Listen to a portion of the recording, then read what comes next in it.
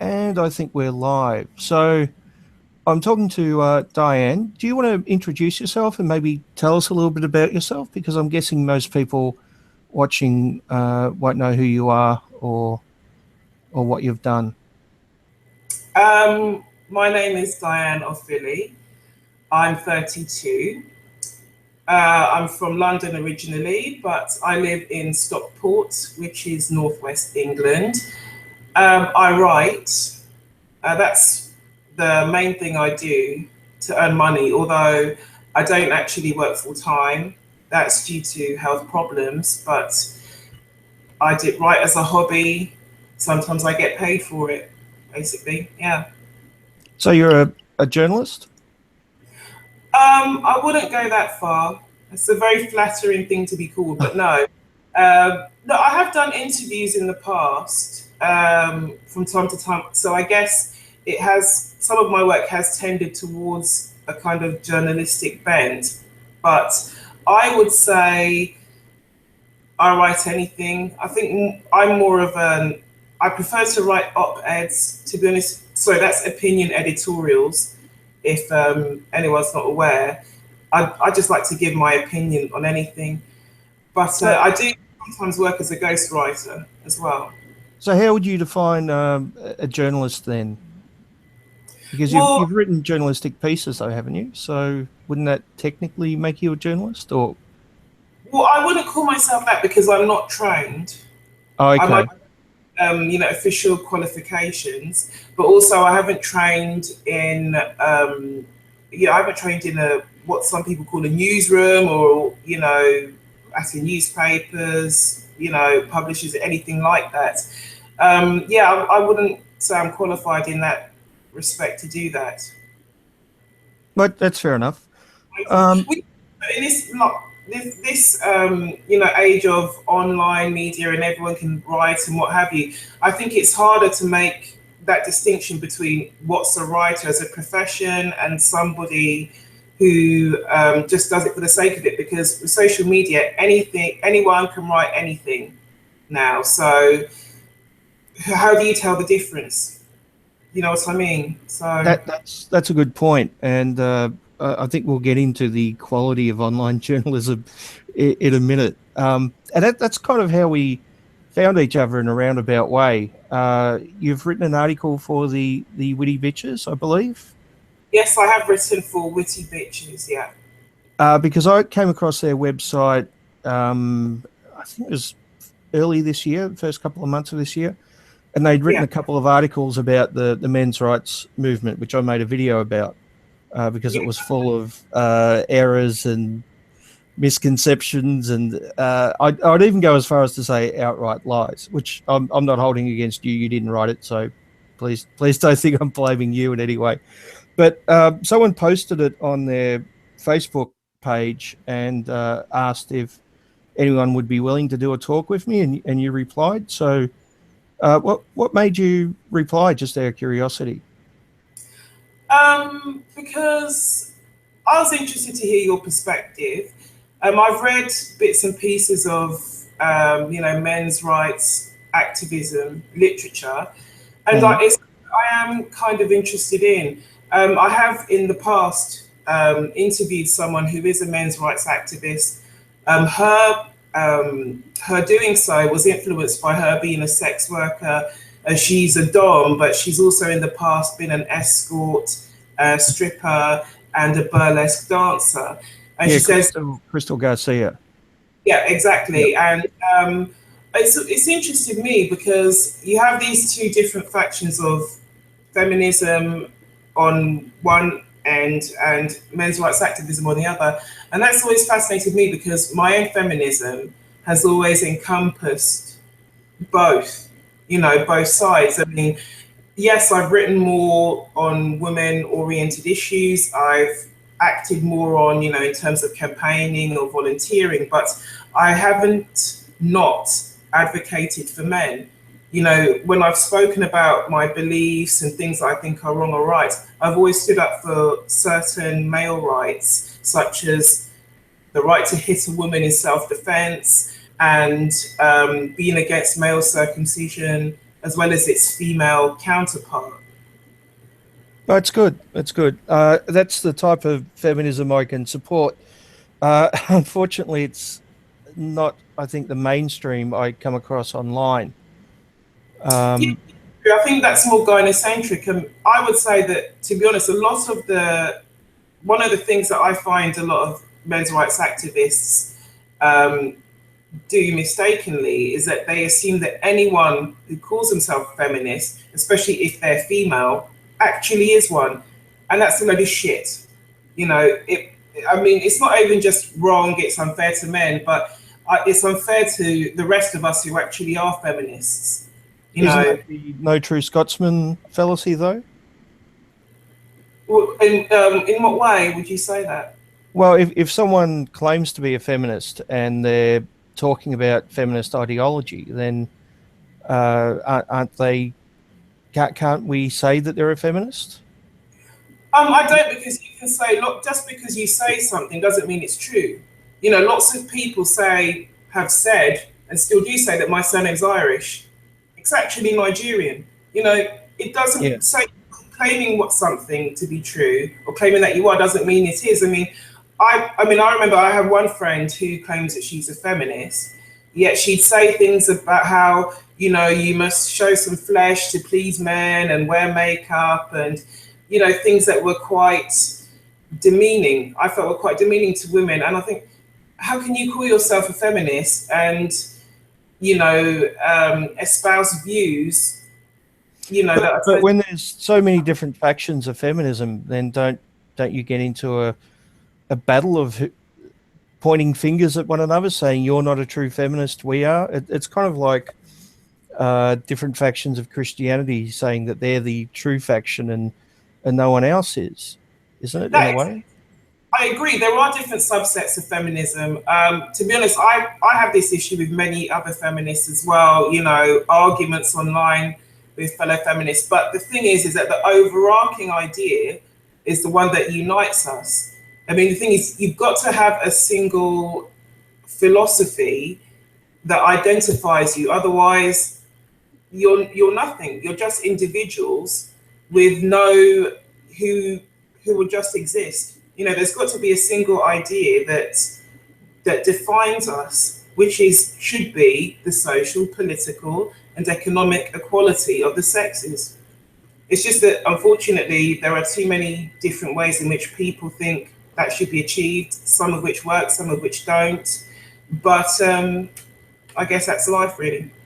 Well, that's one of the reasons why I identify as an anti-feminist. Now, I'm not against every single feminist or every faction of feminism, I should point out, but what I find is that the mainstream feminist movement, as I see it, advocates for the rights of women, often even when women have an advantage, like in sentencing, for example. Men typically get longer sentences for exactly the same crimes, yet we have fairly mainstream feminists in your country demanding that we shut down women's prisons and women get even shorter times in prison. So, Yeah, I don't agree with. I think it should be tested on merits. You know, that every criminal case should be tested on its merits. I don't agree with women being sentenced less or getting less time unless it's actually to do with the case. I mean, I've studied this actually, sociology. You know, the chivalry thesis, and that does exist, but for certain crimes, there are reasons why men are more likely to get longer sentences or more likely to be convicted, but that's to do with the actual case itself. You know, for example, if you th- take there was a study that came out a few years ago by Sonia Starr, and basically she compared like cases. So we're talking about very similar cases, and that's men are I don't twice as sorry.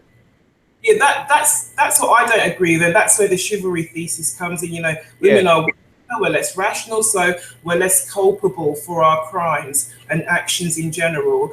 But it's a part of that, but it's also to do with motherhood. You know, women are more likely to be responsible for looking after children. So there's that. There's an issue of taking a mother away from the children, which again, well, I would say that's her problem. because she committed the crime. But sorry, carry on. We're agreeing on everything. It's going to be a boring interview. But Well, it's not over yet. So. I know. But you said women are seen as less culpable. That's one of the problems I have with feminism, is often the excusing of women to the point where they're not responsible for their actions. It's something I see time and time again. I do, and that's something I've written on as well. Well, something that I've complained about a lot. I've incorporated that into my pieces as well.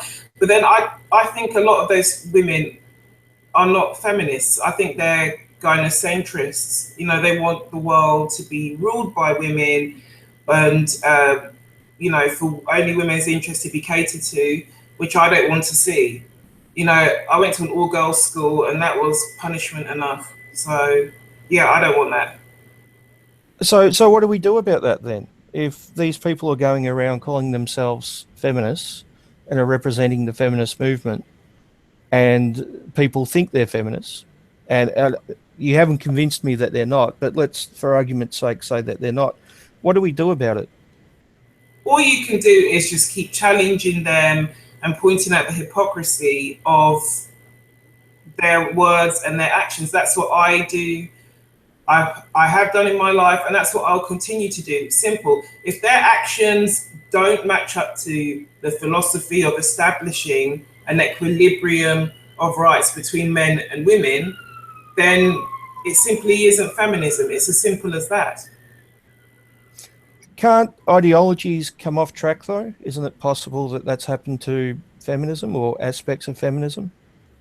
That is true. Yeah, that has happened. But then it's like any movement or in any social group, you're going to have trends. You know, certain issues are sexier than others. They're more popular.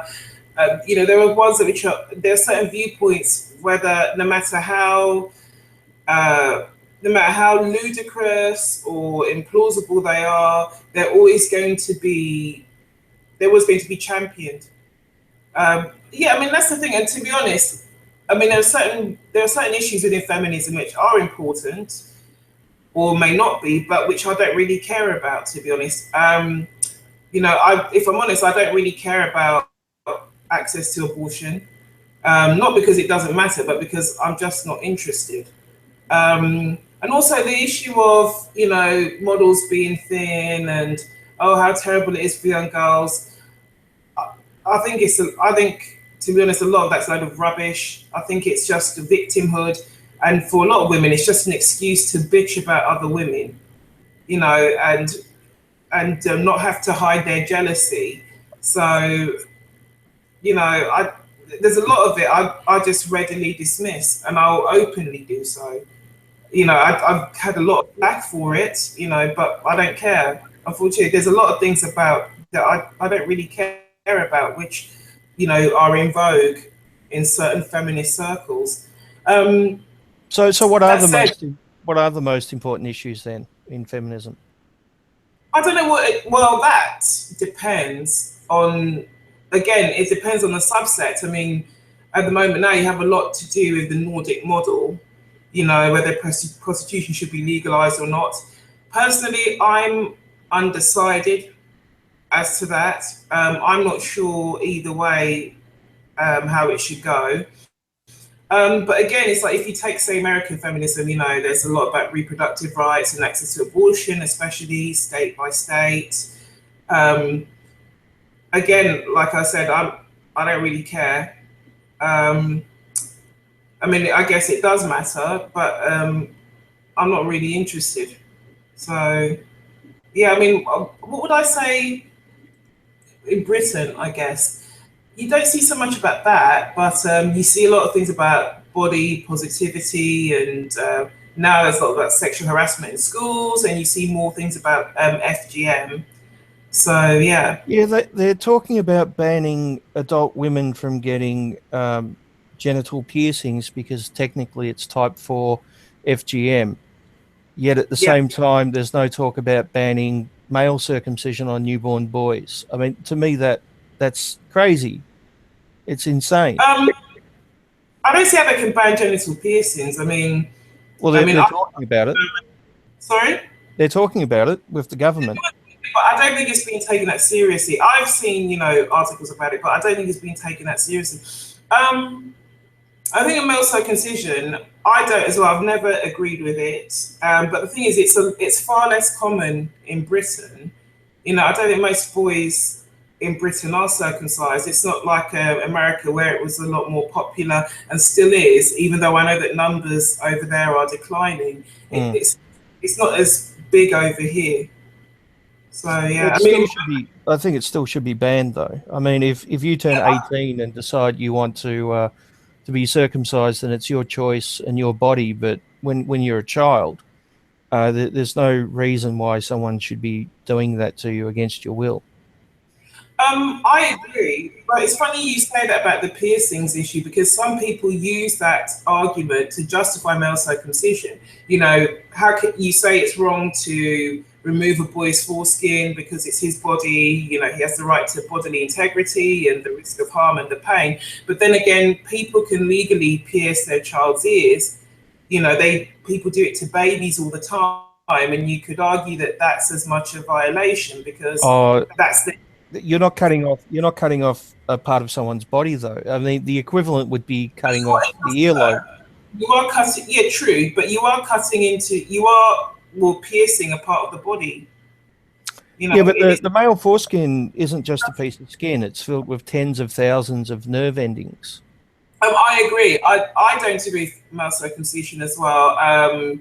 Again, but you could argue, that again, if you're talking about the bodily integrity, that it's their body and they have the right to be intact. People could argue that about ear piercing, and people have done. I mean, you even see it, that argument used to justify female circumcision as well. That if I'm allowed to pierce my baby daughter's ears, why am I not allowed to give her a clitoridectomy? If you're talking about the right to bodily autonomy and integrity, then that's an insane argument to make, in my opinion. How far do parents have that right to do what they want to their children's bodies? Yeah. So, all right. So, what do you think are the main men's rights issues? Just out of curiosity, we've covered male circumcision.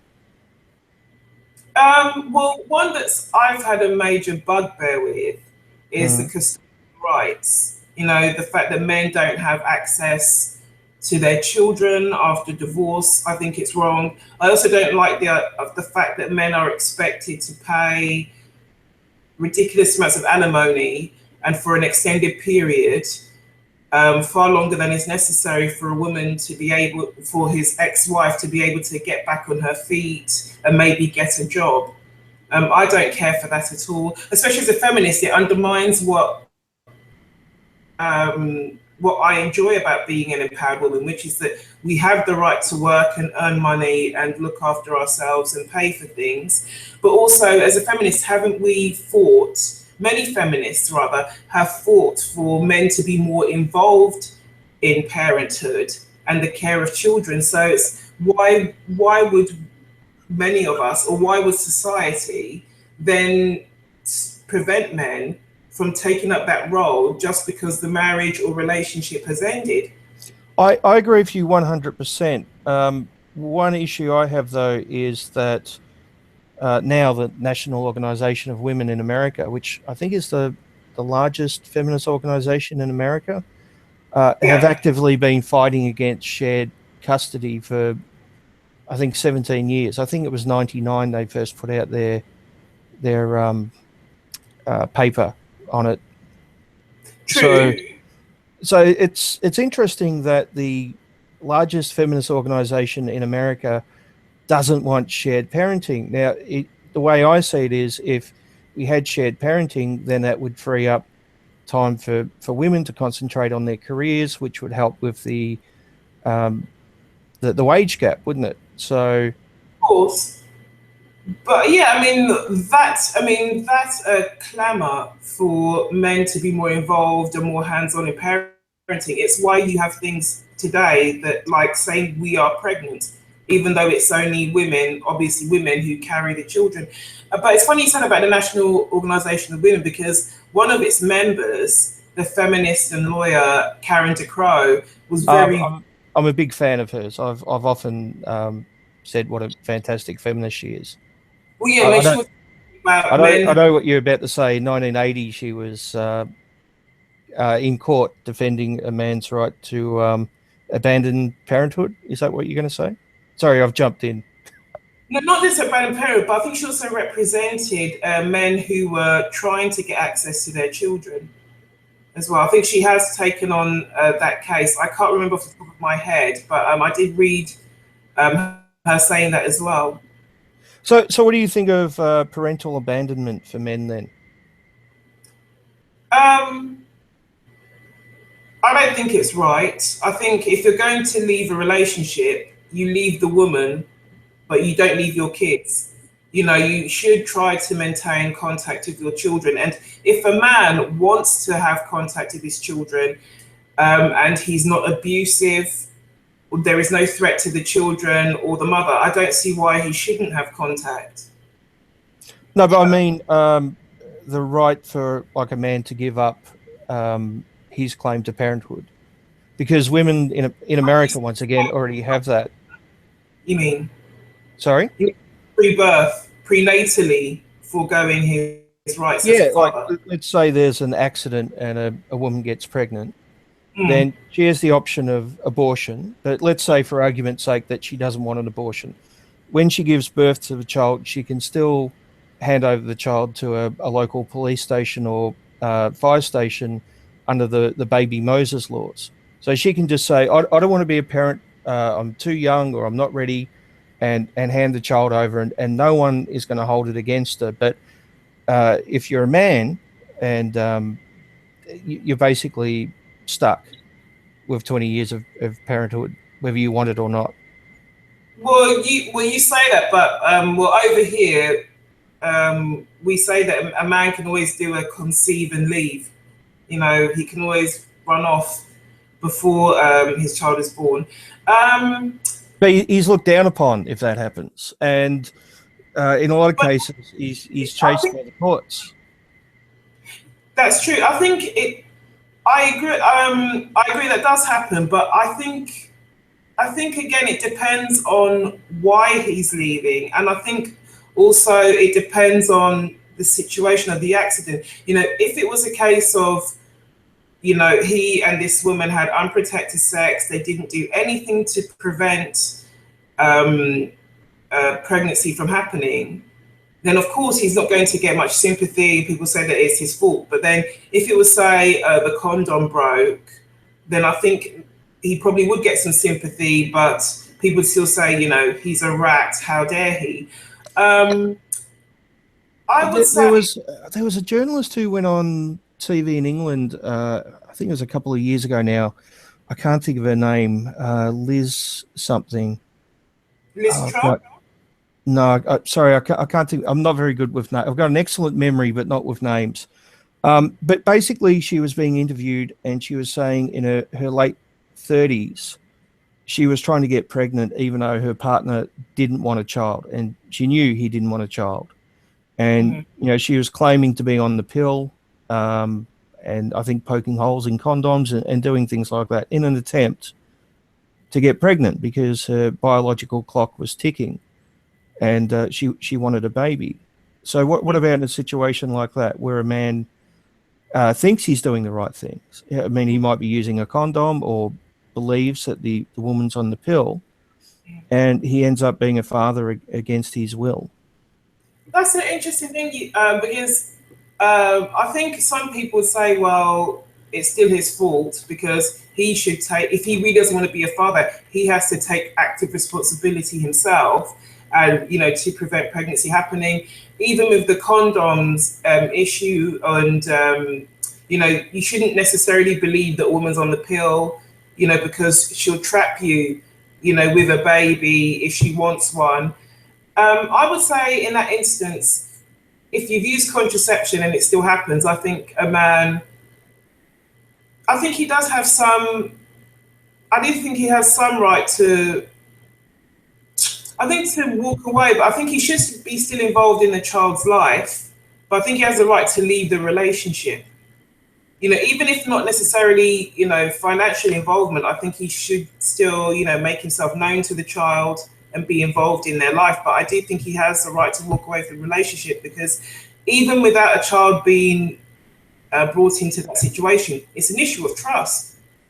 For someone to get pregnant behind your back and to lie about contraception, that's a serious trust issue. And clearly, that's not someone you should be with under any circumstances, regardless of whether a child is, there or not. It's funny you say that, because there are actually women who've been in that situation of wanting a baby with someone, with a husband or even a boyfriend who's unwilling.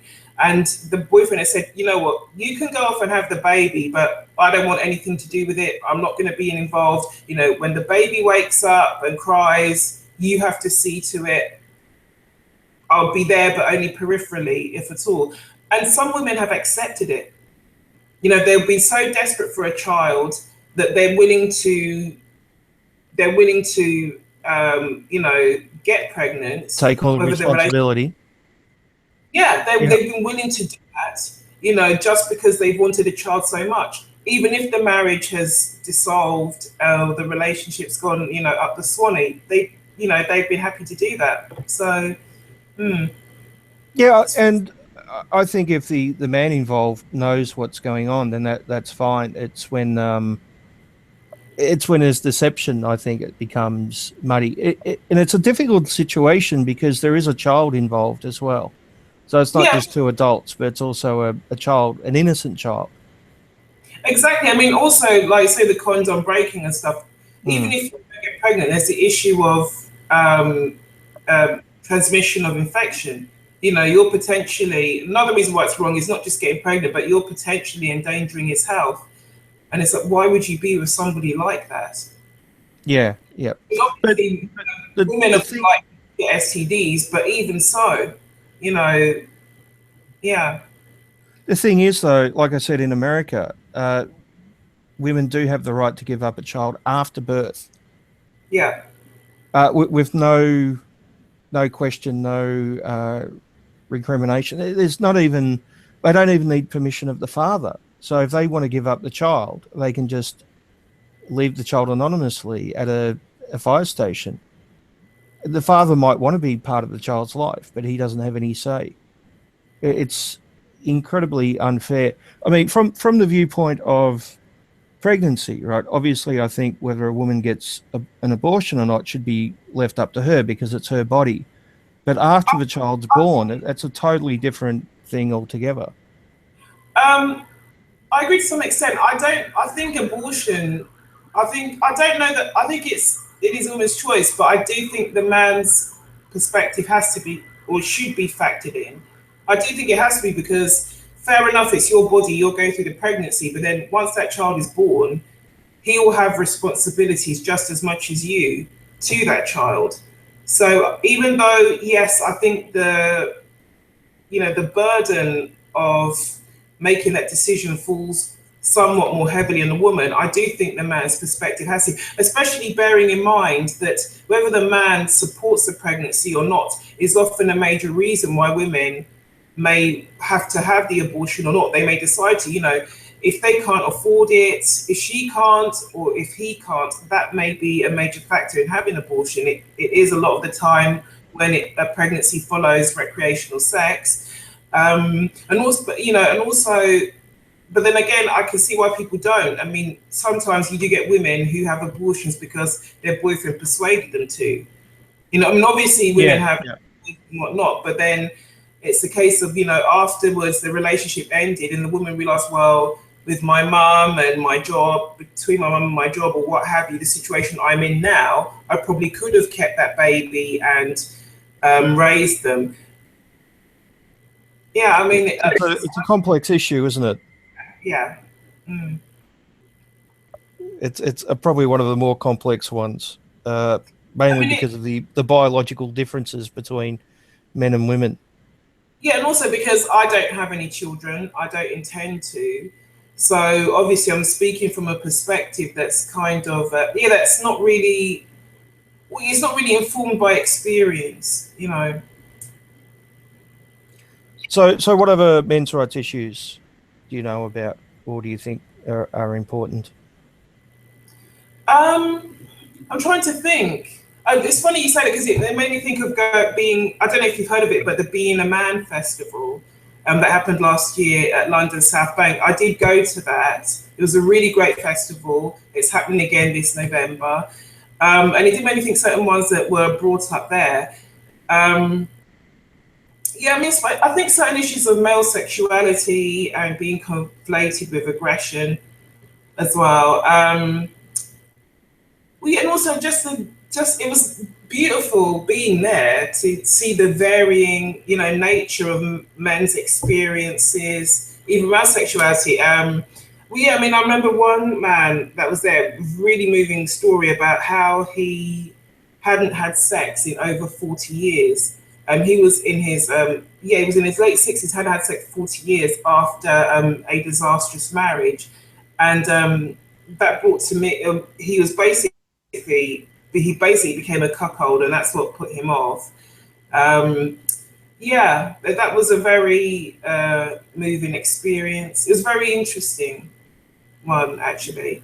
Yeah, I mean, I would say getting back to the issue of men's, not just male sexuality, but men being automatically seen as aggressors regardless of their behavior. That's one thing I really hate. And Demonization of male sexuality, I think.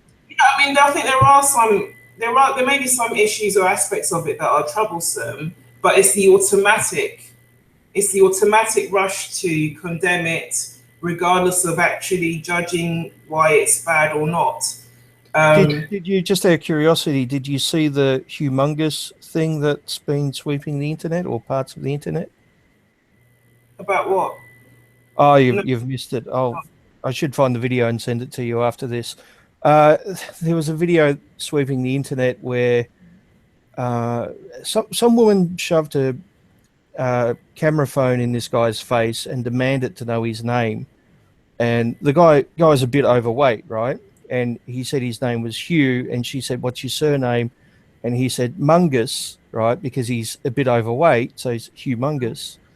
And she assumed that he was talking about his penis and started, crying that he was trying to sexually objectify her or something like that, and made a big fuss. It's going all over the internet. You haven't seen it? no, no. Okay, but the assumption was that he was doing something sexual, which I think it was pretty clear that he wasn't. But it was the automatic assumption that it was something negative and sexual, and yeah, I think that's often the case, though, isn't it? We often see that, especially in articles on online journalism. Yes, and also it makes it different. It makes it hard to establish. It makes it hard to tell which is, certain instances which actually are, aggressive and hostile, and ones which aren't, but just interpreted as that. I mean, that's the thing. I can say that as a woman. There are times where, there are experiences where obviously a man's being sexually aggressive towards you. For example, you're trying to get past and he corners you and tries to grope you. But sometimes it's not a case of he's being deliberately aggressive or he's being deliberately aggressive towards you. It's just a case of you're intimidated, because men are larger. It's not his deliberate, he's not deliberately trying to intimidate you. Like, for example, you have that phenomenon of what's called eye fucking, being stared at and ogled. And The male gaze, is that what you're talking about, or? obviously, personally, I don't like being stared at by men, but then that's partly because staring at people's rude. I think staring at people for whatever reason is rude. But then I do think there are times when some men will stare and they don't break their gaze because they're just being rude. They don't care how dominant or intimidating they're coming across as. But whereas the other case where men it is being rude, but they're not deliberately being so. They're just like, wow, so is a gorgeous. they did being rude, but it's not deliberate intimidation. You know, it's not like a Yeah. square or at something. I did it myself. You know, I look at a man who I think is gorgeous, and you know, you have to break your gaze to not be rude. You know, it's yeah. Sorry, I'm a bit flustered. Someone's just rung my doorbell. They shouldn't really be. I don't know why, but there you go. Can we continue, or do you, do you Yeah, have to? sorry about that. Yeah. No, that's all right. These things are bound to happen sometimes. Uh, so recently there was a law passed in a city in England, I think, where was it, yeah, the misogyny laws. Yes, that was sexual harassment. Yeah, that misogyny, but also I think it's classed as a hate crime. You know, so you know we have certain ones. You know, say against, you know, to you know say if someone's been attacked because they were black or Muslim or what have you, but they've included those against women. For example, I think that it's not just people say no, well it's just you know for you know if you get shouted at or catcalled, but it really includes you know wives murdered by husbands, you know that's included in you know as a misogyny hate crime. So, what do you think about this law? Do you think it's gone too far? Some of the things I've heard about it seem to be going too far. It seems to be up to the woman to determine whether it's a case of misogyny or not. Yeah, I think certain aspects of it are unenforceable, although they are definitely wrong, or at the very least bad manners. Yeah, you know, one example was a woman reporting having her, you know, breast stared at. Okay, fair enough, that's rude, but I don't see how you could really jail somebody for that, or even, you know, have them taken to court.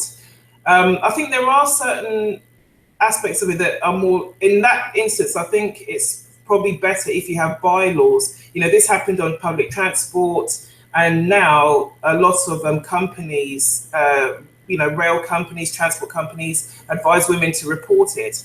And you know, whether it goes further or not is, you know, that's debatable. But I think that's fair enough because often what you find, well, over here is that it often men who do this or not stare at breasts, but men who do certain things like flashing or sexually objectionable behaviors often do graduate onto other things like groping, which is obviously a crime. You know, that's sexual assault. So I think it is. I mean, I do think where it comes to wives being killed by husbands or battered, I think that's fair enough as a hate crime. But then you could argue that, well, it doesn't the crime isn't that he's hitting a woman, it's that he's hitting full stop. You know, the crime is the violence, not necessarily whom it's directed at. Well, that's an interesting point because male victims of domestic violence tend to go unrecognised. Yeah. I mean, I've heard you speak about Erin Pizzi. Yeah. Yeah, I mean, she has a point. I think, yeah, it isn't always taken for granted. It isn't always taken seriously, which is disgraceful. I mean, there was a case a few years ago of this American gentleman, Thomas Cressman. It was a big splash over here because he was going out with a dresser to the royal family, you know, someone who worked for the royal family. He reported being battered to the police. They didn't take it seriously because, you know, he was a man, and unfortunately, she killed him that night. He went back home. She stabbed him and in his sleep and battered him with a baseball bat. So So should that be classed as a hate crime as well then, or that's the thing I don't know. I mean, it's a definite crime, but yeah? it's hard to say because that's the issue. I mean, in a way, you could say it's a sexual crime because she wouldn't be doing it to a woman because she's not attracted to a woman. She's not attracted to women. But at the same time, for me, what's wrong is not whom it's directed at. It's the fact, it's not, sorry, what makes it wrong, it's not whom it's directed at, just the fact that you've been violent in the first place. You know, I and would agree 100%.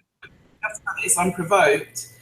Um, that said, I can see why they do make it a hate crime because there is this thing I mean, there is this issue with misogyny of size. Unfortunately, you know, for a lot of men who do commit sexual offences, size is an advantage.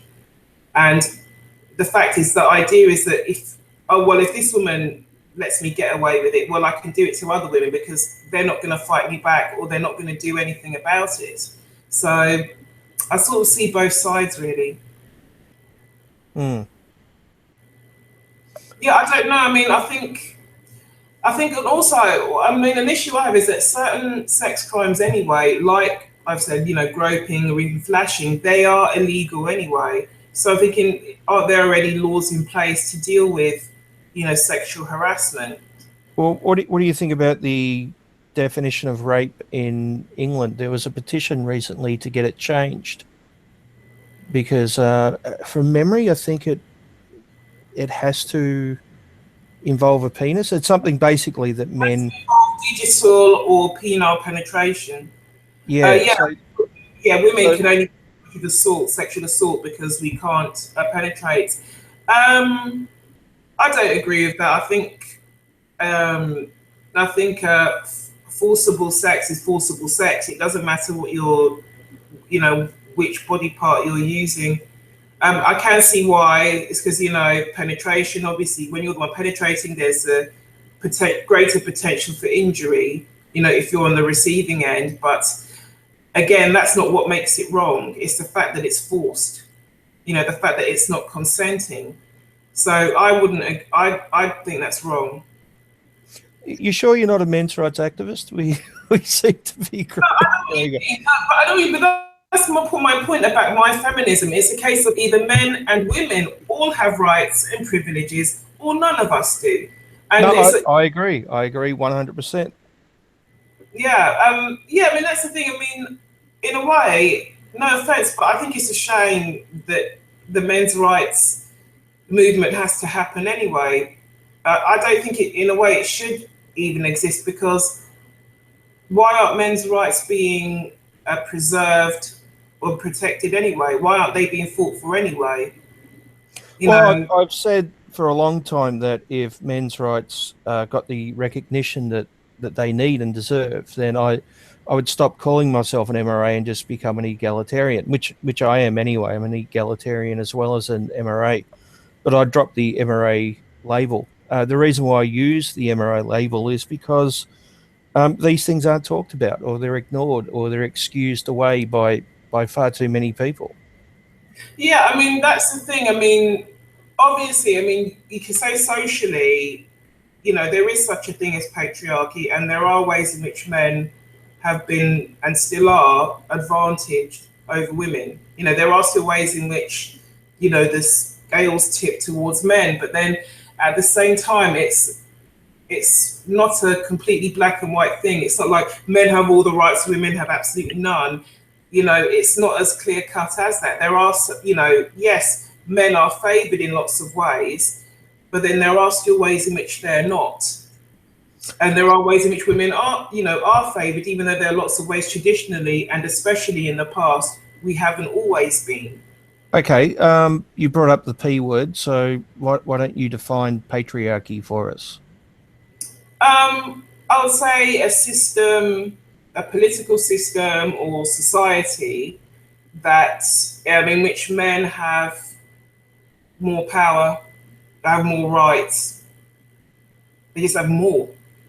Do we though? Do we have more rights? Um, I wouldn't necessarily say more rights. Well, it depends which society we're talking about. I don't think men Oh, necessarily. okay. Let's talk about the No, West. I'm picking holes. Um, I would say men. I don't think men have more rights, especially if you talk about it in a strictly legal sense. I would say no, but I would say socially, men do have more advantages in certain ways. They don't have. Like what? Well, speaking about the one that the English society I come from, well, I don't think, you know, sexually, I'd say men do.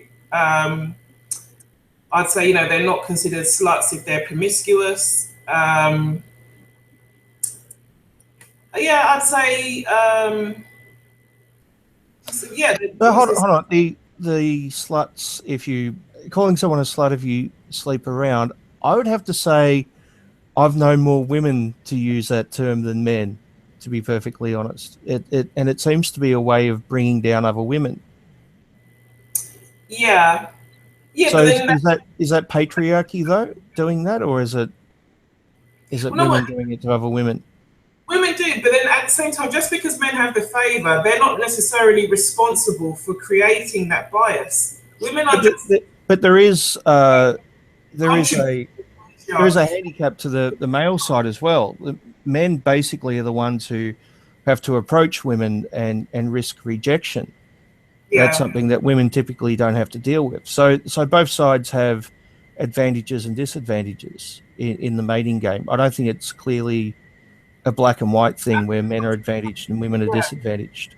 I'm not just sexual, but I do think men are favored in some ways because I think there's more acceptance for them being assertive, for being competitive in certain situations. I say, especially you have that in school, especially something that I've very much noticed in school, but even in the workplace. Certain qualities that are conducive to success, like asking for a pay rise or becoming a manager. They are things that are admired more in men, and not. Well, I recently did a video on this about an article which I read. And as I was reading the article, I noticed that the way the author was describing the work situation was very similar to the mating game, right? Where men were approaching the boss and asking for a raise, and the Mm, women were sitting back and waiting to be given the raise, right? And I think men at an early age learn that you have to take a risk, and part of that risk is being rejected true. if you want to date someone, right? So I think in that sense, men learn to take initiative and deal with rejection. Well, most men deal with rejection. Uh, I do to some extent, but then again, it's not just about the work situation, but it's also about the society which shapes those roles. Like I was saying, going back to school, is that as a girl, you are dissuaded from doing certain things that would require you to take initiative. I mean, I so remember. gender roles, you mean? Yeah, I mean, like say, oh well, you can't say that. If you show that you dislike someone, oh well, you can't say that. It's not ladylike, or people say that you're a lesbian if you do this. Um, yeah, I would say, yeah. I mean, for example, teachers are known. One thing that's known in British schools is that teachers are known to let boys speak more in class than girls. They let boys take over, classroom discussions. But aren't boys falling behind in schooling across the Western world? Yes, they are. And to be honest, I think there's a lot to be. Well, even taking out the gender side, I think there's a lot wrong with school. I think a lot of things that school teaches are no bollocks. I love education. It's a wonderful thing. It's invaluable, but its medium of delivery, that being school, has a lot to answer for. Um, One of the criticisms about schools in, say, the last 10 or 20 years is it treats boys as broken girls. yeah, I think it encourages everyone to be passive. And that suits girls more in a way because we're taught to be passive from a younger age. Girls are taught to please more. We're expected to do chores more around the house and not complain about certain things more.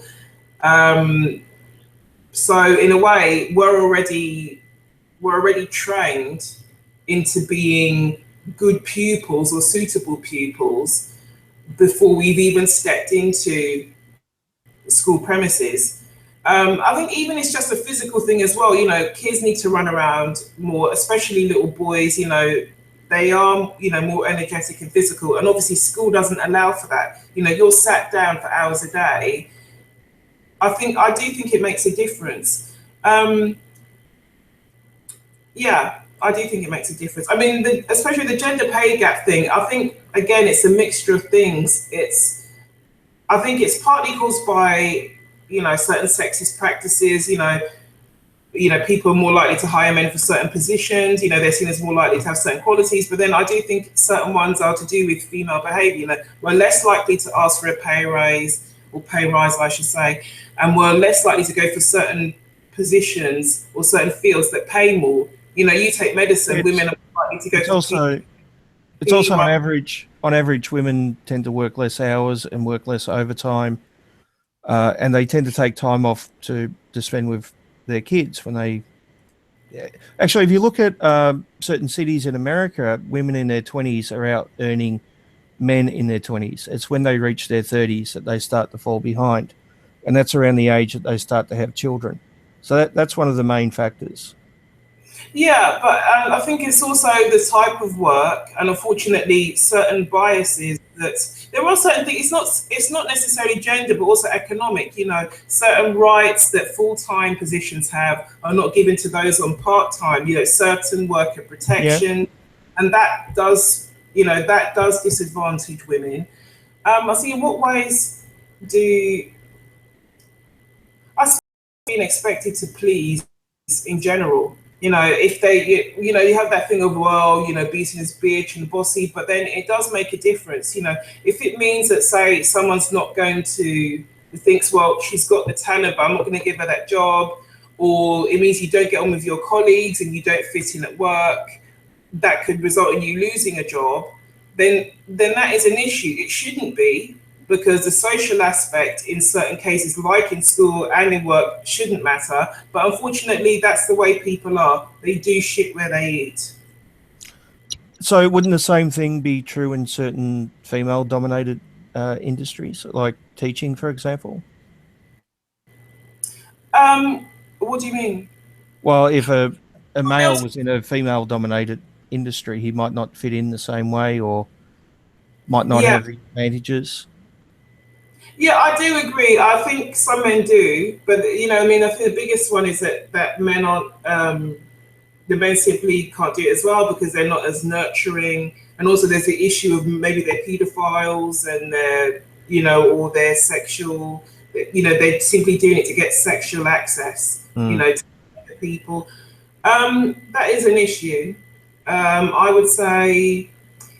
I would say yes, but at the same time, I don't think there's enough men in the teaching industry to really enforce that change. I think there are. I don't think there are. I mean, I think in England they only make 5% of the teaching workforce. So I think until there are growing numbers of that, I don't think enough change on behalf of men will be made.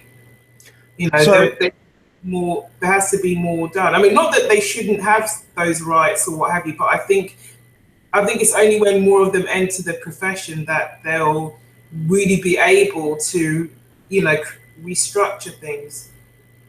so getting back to gender roles, what is the cause of them? Is it genetic? Is it society? Or is it a combination of both?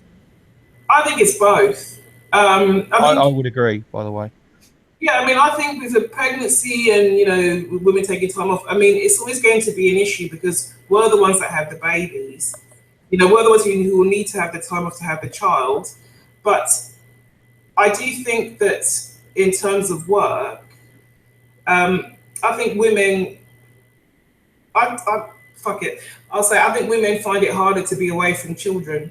I think they find it hard to away to be from their children, and that's partly why women are more likely to stay at home. I think it is partly expectations. Women are expected to pick up. They're expected to be domestic goddesses. To be on fire at home and at work. But I do think women find it harder to be away from their children. I do think instinct plays a major part as to why women are more likely to be the primary carer when it comes to children.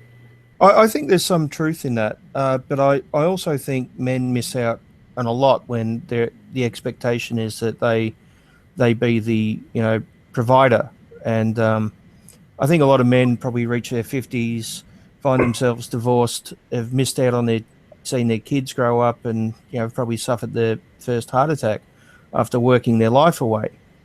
So Oh, I do. I think in a lot of ways women have an advantage by having a better mix of family and work, even though their careers may suffer because of that. I do agree, but I think that's a very modern thing. I think historically, women staying at home hasn't been good. It hasn't been good for us. Not having that financial independence and the chance to I'd make agree. potential. Yeah, Yeah. there are disadvantages for men, but I think in a Western society, such as the one that I've been raised in, one that's quite consumerist, um, I think having money is the key to freedom. It's a major marker of success, and I think women not having that access to it has been a bad thing. It's been a real disadvantage for us. Obviously nowadays that's not so much the case. I mean, I would still say that men do have certain advantages, but I think in terms of work, I think it's biology that's making the difference. I think personally, I would say, yeah, I'd say there's some advantages, but I'd say in my life, it's more to do with what's socially acceptable. It's not so much the work side of things, it's more socially acceptable in terms of what you do with your body, the way you look, you have to, the quote, to use a term that Martin Amis used, the tyranny of looks. The expectation that you have got to look good for men. It is your fucking duty. Woe betide you if you don't want, Zeppelin tits and you're not fixated on yourself. That's what I've always really, really loathed about with being a woman. For me, that's the real disadvantage. It's more the sexual side of things rather than um, economic. Okay. Do you think maybe a lot of women play that up though, because it is an advantage when they Not just play that up. They or contribute. use it as an advantage? Not just they. No, some women do use it as a advantage. Not just that, they are contributing to it. I mean, like I said, just because men, patriarchy favors men. That's what it is by definition. But men are not the only people responsible for it.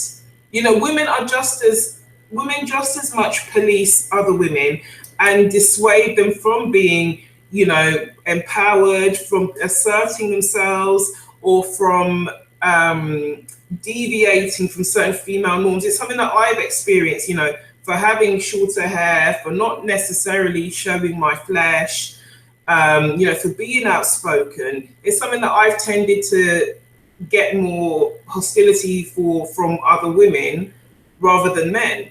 I mean, that's the thing about patriarchy. I'm not necessarily blaming just men for it because they're not the only ones who either brought it into place or responsible for the maintenance of its power. So, look, I would agree that there is an expectation on women when it comes to beauty standards, but don't you think there's also a disadvantage for men as far as being successful? I mean, I know as an MRA, one of the main arguments used against us is we're just losers who don't have good jobs and live in our mother's basement, and we aren't successful with women and all this other bullshit. So it's interesting the way that our opposition tries to tear us down is by saying that we're unsuccessful. Yeah, I So mean, although I I think women have their stereotype of beauty, men I think have their stereotype of success. I do think there is, but then I think, well, in theory, that should be less of an issue because women earn money more. Women earn money. We can be independent. So why should the success of a man be that important to us, especially in terms of being marriageable? I mean, there is still that issue, but in theory, it may not be so much in practice, but in theory, that shouldn't be so much of a problem. I think there is standards, but I think sexual norms, I think they do, I think they are weighted towards men. I mean, I'm sorry about being slutty, but this expectation of sexual pleasure being something It's male sexual pleasure is what you must facilitate as a woman physically. To be honest, it's a hefty burden at times, But and don't it's don't you think men try to please women? Don't you think that's a large part of male sexuality is to be, but for you know, different reasons. I think women don't do it for ourselves. We do it for men and to please society. Whereas I think men, when they try to please women sexually, it's for it's for their own self. It's partly for society, but I think when men do it, they're expected to do it to prove what a good lover they are. It's about cementing their status. yeah, Whereas but it, isn't that status part of how can I put it? Part of being more attractive to women, basically. yes, but the thing is that when women do it, when we gain our status by being, in effect, a a sexual receptacle, the status we get the approval, but it's a very passive status, whereas I don't think the one that men gain from being attractive to us is, I think it only adds to their power. Do Well, you are you talking about all men though, or only a small selection of men? Because just before you mentioned that the guy who hadn't had sex for 40 years, I have to wonder what percentage of men, maybe not that extreme, but are in some similar circumstance. yeah, I Not think every it male is that the alpha male. I agree. I think yeah, that social norm favors some men. I mean, you've got like the alpha male, it favors the alpha male, but it's one that I think a lot of men, if not most, strive for. So when you say that men have the advantage, are you really talking about all men or just a small percentage of men? I would say men generally. Um, yeah, I'd say men generally. I think yeah, I would say that yes. I think men have their. I mean, obviously they've got their own pressures, but I think in terms of being sexually pleasing, especially and uh, you know aesthetically, I would say the burden falls more heavily on women. I think it's partly. I mean, come to think of it, it's not even just about looks, but I think if you look at the emotional labor in a relationship, I think that burden falls more heavily on women, which is unfair. But then at the same time, I think men haven't always necessarily had the opportunity to relieve that burden, and I think men are Well, more than but they're given credit for. but men traditionally haven't been in a role to emote, right? Because when you're in a position of a protector and provider, you aren't given the luxury of showing weakness. Of course, So I think of that's a course, massive disadvantage for men.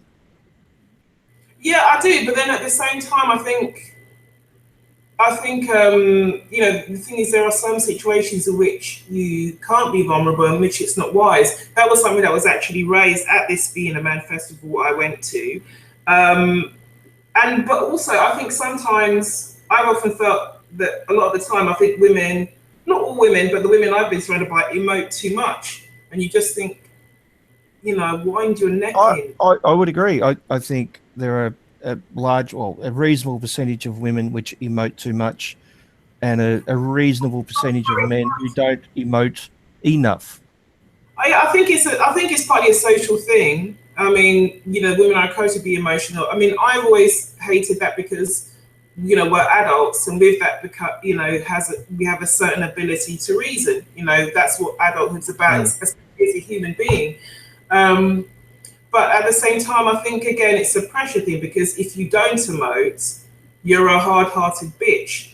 If you look at a situation I found myself that if you look at a situation purely from a rational perspective, without the nurturing and conciliatory tones of a warm, big bosomed mother figure, you're seen as a bitch or a cold hearted psychopath. It's something, I mean, I've been accused of being a sociopath for it. And it's like, well, no, I'm just being an adult. It's not a sexual thing. It's just a human thing and an adult thing being rational in this particular situation. Yeah, I would agree. Mm. I think a fairly large percentage of people fall in that middle ground, but I think there are some extreme outliers which create stereotypes and expectations of each gender. Yeah, I mean, thinking of it's not even nowadays. I don't even think it's just a gender thing. I mean, I think general, it's in that people are expected to be emotionally incontinent. You know, if we have an emotion about anything, you know, we're expected to cry, and you know, we must be open about absolutely everything. You know, especially in England, you know, it's meant to be a departure from, you know, the stiff upper lip of the past. You know, the British Reserve that, Mm. um, you know, that was symptomatic of, you know, the stoicism of the world wars, you know, how people just got their head down and got on with it. They repressed their feelings because they had to. It's to show that we're different from that. You know, we're more open, we're more emotionally articulate, and you know, in touch with our inner child. But a lot of the time, it's just, and that's fair enough. But a lot of the time, it's just bollocks. It's just indulging our worst selves. I think a lot So of what the. do you think of safe spaces in universities and things like that?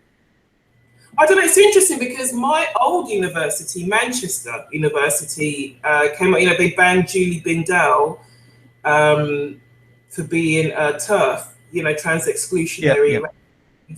Um, I think there probably is a place for that, but I don't believe in the no platforming thing. I think you should. I think sunlight is the best disinfectant. Let these people say their views in a civil way, you know, and then have your chance to debate them and prove them wrong. Yeah, I would agree again. But I think some universities are going a step further with special rooms with pictures of puppies and ball pits and things where people can escape from the evils of reality. You Yeah, haven't heard about that? no, I've not heard about that. Yeah, I mean, I can understand why, you know, having safe spaces and trigger warnings, but um, I don't agree with repression. I think university, if anywhere, is the place where you discover new ideas and you take them on. I think even if you ban, you know, even if there wasn't, you know, free speech everywhere else, or you know, there were limits placed in it, I don't think you can have it at a university. It's there more than anywhere else, any other institution, that such ideas should be reckoned with. You know, I agree 100%. I don't think they are at the moment, though. yeah, I mean, I don't agree with turf views, but if I'm honest, again, it's one of those rights that I'm not really that fussed about. You know, I think trans people, obviously they do deserve rights, but again, I'm not that concerned. I can't say it's something I worry about or that gives me sleepless nights. It really doesn't. So, what do you think about intersectionality then? That's an interesting one, especially as a black woman myself. I think there's a place for it. I think it's a good thing to some extent, but I don't feel that I have to have my perspective inserted into absolutely every instance, you know, of, you know, every, you know, news item or anytime, every article or something. Not that black people shouldn't be represented, but I do think there is. I mean, part of my issue is that sometimes, you know, there is the issue of misrepresentation, not always deliberate, not necessarily racist. And quite frankly, I'd rather not be represented than misrepresented. I think part of the issue is not so much that it's not just being excluded, it's it's ethnocentrism. You know, it's having your culture judged or being portrayed in a way that doesn't reflect what it is accurately because it's done through a Western lens or one that isn't really informed enough to portray certain things accurately. Yeah, I mean, for example, my background's Nigerian. Yes, all the time people assume you're West Indian and expect you to know stuff about West Indian culture. And it's like, I don't know anything. It's not relevant to me. It's from a whole different continent. And so I just think, well, I'd rather not, if black culture is, everything about black culture is going to be about West Indian culture or African American culture, which is cool, then fine, but I don't relate to it and I'm not going to take part in it. It's got nothing to do with me. Do you think there's similar judgments about whites in general? I hear the accusation you're just a straight white male thrown around all the time on the internet as some kind of, I don't know, somehow it makes your arguments invalid or something. Yeah, I mean, I think, okay, fair enough. You can say that as a straight white male, you probably don't know absolutely everything about the life experiences of, I don't know, black disabled lesbians. But I think Isn't that true of any group, of any other group? I think all you can do is empathize. I think you can offer an opinion. I think it's fair enough. You're offered an opinion, but you shouldn't expect that opinion to be judged as informed or necessarily as authentic about that issue as somebody who actually has that experience. But it's often used as a, I don't know, an insult or an argument about Yeah, things which have nothing to do with race or sexuality or whatever. You I might do.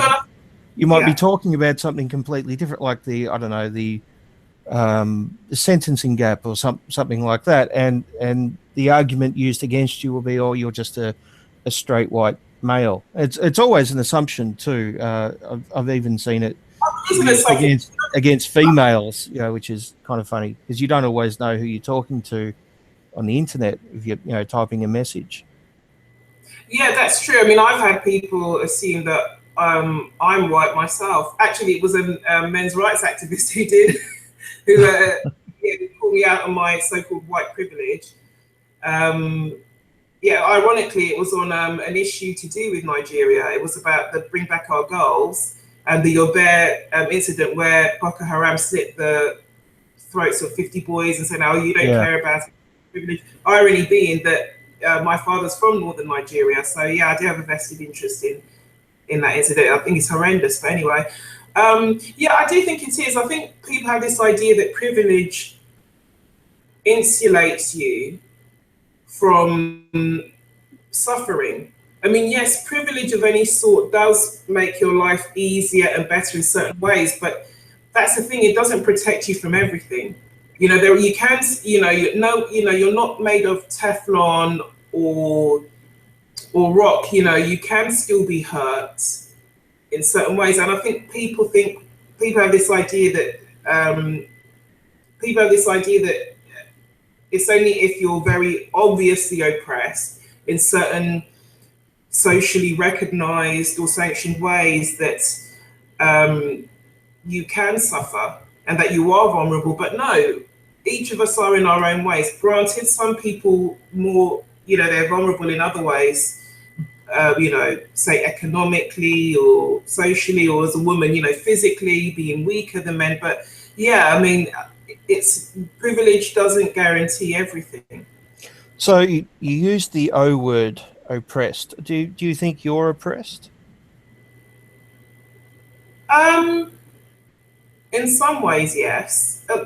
Yeah, to an extent, not um, probably not a huge amount or a really, really terrible amount, but to some extent, I do think, yeah, I do, I guess, to a degree. Can you define oppression then to us? Because to me, oppression would be, I don't know, not having a voice or not having an influence or having a say or having any rights. That's the way I see oppression. But do you see it differently? Or obviously you do. Yeah, I would say, yeah, you've got your rights. It's having those your rights and abilities and your life chances stifled. You know, they're stifled, um, or yeah, they're prevented, or I suppose also oppression. You know, has the association of violence in certain ways. I do think in some ways, yeah, in some ways, I am or have been, but Could you I explain them to us, or how? suppose in certain cases, when I have done, I suppose when I've had people um, have a pop at me for having short hair, and when I mean have a pop, you know, some you get nasty comments, but I've had one person, a complete stranger, scream their head off at me for having short hair. I couldn't even believe it myself. I think when I've been sexually harassed, I mean, obviously that's a a gender thing with me being female, but then at the same time, it's not that it happened. It's not that it happened to a female. It's that it happened at all because everyone has the right to be physically safe. Um, um, I would look. I would agree that those things are wrong, but I let's, wouldn't class them as oppression, though. I think oppression is a much stronger word. I think also you probably see it as like a broader term. You see it as applying to a group of people or happening because you belong to a certain group. I think probably you probably see it as more of a political term. I'm guessing. I guess I'd see it as something that would happen in a third world country to a Yeah, group. that's what I think. Yeah, I think. Yeah, I mean that's one definition. Yeah, I mean I'd say that even though oppressed, I've definitely suffered in certain instances because I'm female. You know, but yeah, whether you or other people call that oppressed is a different matter. So the guy you talked about, who was the cuckold who hadn't had sex in 40 years, would I he knew you be were a? going to come back to that. Sorry? I said I knew you were going to come back to that. Well, is he oppressed then, or is he Uh, just disadvantaged? I think his wife oppressed him in certain ways. Like she treated him like shit. Basically, what happened was she had an affair, Yep. and she said, I'm leaving you for this man because he's a much better lover." She used to put him down about yeah, she used to put him down, verbally. And what happened is that he was crushed. And what he did for some reason is that he actually asked her whether he could watch her and this man, her new lover, have sex so that he could see where he was going wrong. And she let him do that. And he said that he found the experience so crushing that he hadn't had sex since. I think he was 69 or something like that. And this happened So when would in that be his more would that be more oppressive than, say, you being criticized for having short hair? um in a way you could argue that. I mean, it sounds petty me having been criticized for short hair, but then my point is that it's a petty thing to be screamed at. It's a Oh, petty. I agree. I agree. It's a petty thing. I just, and I'm not suggesting in any way that it's right. I just wouldn't use the word oppression. That's all. Yeah, I mean, I would say, yeah, I mean, fair enough. If you wouldn't say oppressed, that's fair enough. But I'd say it's a suffering of some sort. Yeah, I mean, Yeah, obviously, I would agree with that. I would agree with that. I wouldn't traumatize. Yeah, I'd say suffer. Okay, well then you could say suffer. Yeah, I mean, I would say his is different because okay, I don't think some people would call that oppressed, but it's definitely suffering of some sort, and it clearly was traumatizing. I mean, that's the thing. I mean, oppression is, I think oppression is suffering, but I think there's something very depersonalized about that term. Whereas his suffering is obviously it's a very personal thing. It was within a relationship, so I don't know whether people would use that term or would see it as applying in his um, in his instance. I don't know. Yeah, well, I think some people, some feminists or social justice warriors or whatever you want to call them, will use the term oppression when it's someone who's a minority, but will not use the term when it's someone who's seen as the, I guess, in a position of power. And because that guy was a man, he would be seen in a position of power, even though clearly he's not. Well, yeah, but then power in what sense? I mean, some people would say yes, he's a bishop of power because he is being, Well, abused. I don't think he's in a position of power. Some would say in a way he has power because he earns more. And say if it were a woman in that situation, especially at that time, this was I think the 70s. I think she was a housewife. She wouldn't have had the ability to leave him because she wouldn't have been able to be independent, and work. Whereas he had the power, he had money. He could have just moved out and bought a house elsewhere. I mean, he did. I mean, he said himself. I think he was the breadwinner. But I find it interesting. Often we hear that men have all the power in society, and people tend to look at the men at the top, and they tend to miss the vast number of men at the bottom, because the vast majority of the homeless are actually men. Yeah, I think that's a common argument you see in a lot of men's rights discussions. I think that's true, but I think That's the issue I have. That's the issue I have with patriarchy. That that's true. But I think patriarchy. I think personally myself. I think nowadays I think what benefits patriarchy is more the biological differences. Name the things that disadvantage women. It's mainly the pregnancy and being physically weaker. I think that's more than society. Although I think it's just society has latched onto them and magnified them and enshrined them. But yeah. To some degree, I would agree with that. But I think when a lot of people use the term patriarchy, they only see the men at the top and assume that all men are in similar situations. And they ignore the men at the bottom. And if you don't look at the whole picture, I don't think you can. Men are more likely to be, men are more likely to be homeless. But then that's the issue. It's like it depends on what makes people homeless. I mean, a lot of things. It is linked to things like drugs and abuse of alcohol, which men are more likely to be afflicted by. But I think also part of the reason why, again, is to do with care. I think part of the reason women are more likely to be rehoused, again, I don't know, is that it's the issue of children. They're more likely to have children. Not in every case. This is something I've looked into, and women in general will get priority, even though they're the minority, whether they have children or not. Yeah, that's the thing. I'm saying I don't know. I'm only guessing. If I'm wrong, I'm wrong. I don't know. I mean, I don't know why that is. I mean, I suspect that it's to do with. I think it's to do with drug abuse and alcohol. There's also things like lack of DV shelters for men, domestic violence shelters. So if a man is in a situation where it's he's part of he's a victim of domestic abuse, he might not have anywhere to go. So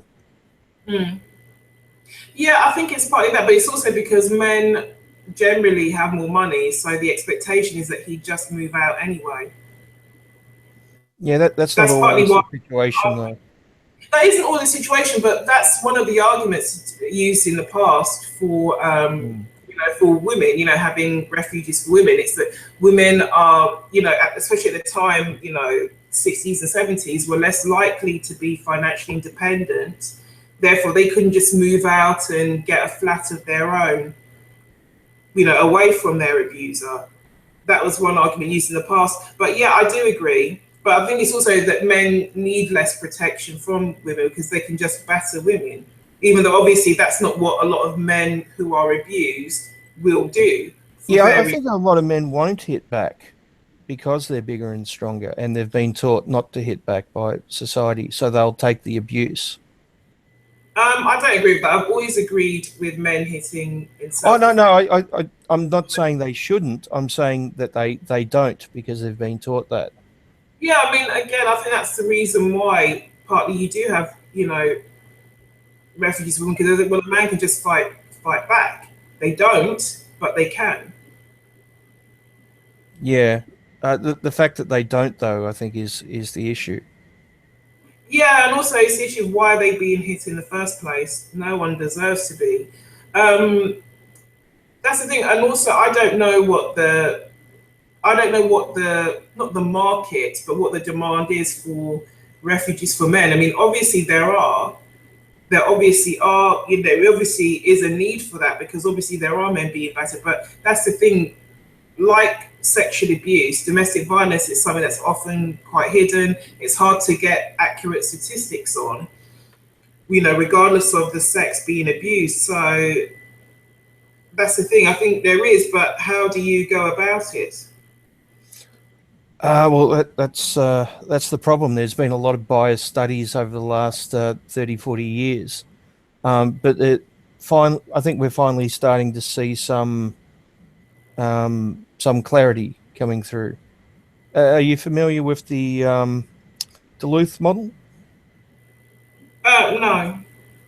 It's a model developed in Duluth, America. I can't remember what state Duluth is in, but basically, it was a feminist model which started by interviewing battered women and abusive men, and then they came to the conclusion that women are victims and men are batterers based on that sample size.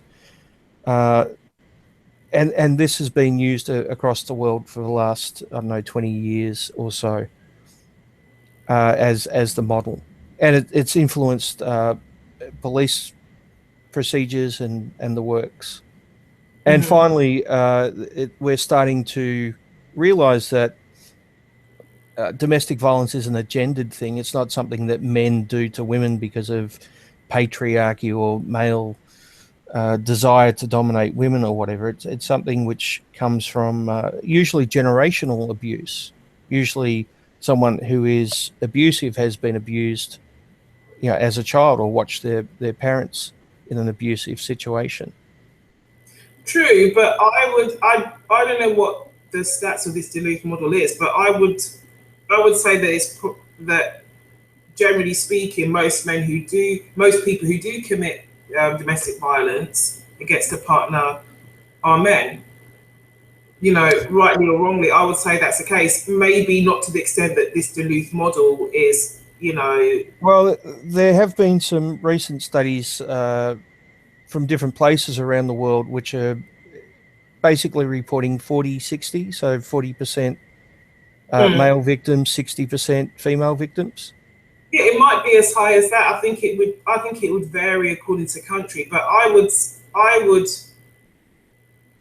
guess that men would be, to be honest, more likely to, not even just generational or temperamentally, but just because their size gives them more opportunity to. Well, I think the percentage wise, I think the highest group which performs domestic violence is lesbian couples, hmm, and that's the interesting. least likely is gay male couples. That's interesting. I wonder why that would be if that's the case. Yeah, but I mean, like I say about size, I think it does make.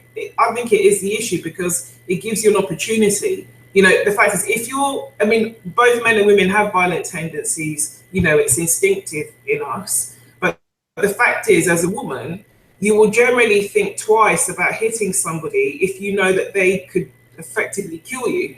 You know, or as a Not man, not not if you know they're not going to hit back though. That's the issue. A lot of men find it very hard to hit a woman.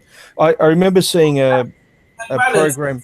I remember seeing a program from England, and they had a female police officer they were interviewing, and she said she's never had a problem with a drunken male because they typically refuse to hit a woman, whereas male officers had been hit before by drunken males. So there is a cultural thing there where a lot of men will not hit a woman, which puts them at a disadvantage if they're in a relationship with a violent woman. Yeah, but there are instances where men will be aggressive towards women. You know, I Oh mean, yeah, look, I don't doubt that. I'm not doubting that. I mean, obviously, a man might choose not to hit, but the fact is that if he did, who's more likely to come off worse? That is what I think a lot of the time prevents women from hitting. It's not the fact that we're more virtuous or we don't have that violent instinct. It's that we're less likely to act on it because we're at a disadvantage. We're weaker. Yeah, we're weaker. That's it. Yeah, I mean, well, I well, think yeah. I mean, from memory, if you look at the stats who initiates domestic violence more, I think it's pretty close. It's not exactly 50-50. It's something like 40-60 or something like that, depending on the country. But I think you are right. When you come to injuries, women are more likely to sustain serious yeah, injuries, and that is because of the size difference. yeah, yeah. I mean, yeah. That I would say. I mean, that's the thing, and also that's the problem with relationships as well. Is that yes, you've got social norms and whatnot, but then you never know what's happening within a relationship. Each is unique. You don't know the intimacies between people. That are in one. There's always going to be things that you don't know. Again, it's that thing of, well, it's a thing that people often keep secret for whatever reason, shame or disbelief, hope that the other person will change. So it's hard to get, really accurate statistics on it. So I think you would agree with me then that we should uh, take each situation based on its merits and not based on the gender of who is the perpetrator or who is the victim. Yeah, absolutely. Yeah. So we're agreeing on most things. Just definition of words like patriarchy and oppression, I think we disagree on. Yeah. So do you have any questions for me? We're gone over the hour mark, by the way. I know you only want to do an I hour, but expected that. But then, like, that often happens a lot of the time. I've done interviews before, and you often do. It's a good sign. yeah, I'm enjoying it. Do you have any questions for me, or I don't. You can thank Nathaniel for bringing us together. or do you want to start wrapping it up then? Okay, yeah, that's fine. Yeah, I've enjoyed this talk. I'd like to debate again, actually. So Yeah, I was yeah, going to say that. I was going to say maybe next time we could uh, talk about a specific issue and maybe get a couple of other people in. I'm friends with a couple of feminists who I'm sure would love to come in, and maybe an egalitarian or something like that, if you don't mind. why not? More the merrier. And I'm good friends with some of the prominent MRAs and that. So if you ever want to interview one of them or something, I'm sure I could put in a good word. That's fine. Yeah, good stuff. All right. Well, thanks for that, Diane. It was very interesting and very enlightening. And I have to say, if the majority of feminists I came across were like you, I really wouldn't have an issue with feminism, even though we might disagree on some minor things. I think you're very reasonable and open-minded. So I'm happy to speak to you again anytime. Yeah, thank you. I'm very flattered. For, I'm just being honest. thank you. Yeah, I appreciate it. Yeah. All right. Thanks, Diane. Okay, thank you. Bye. See ya.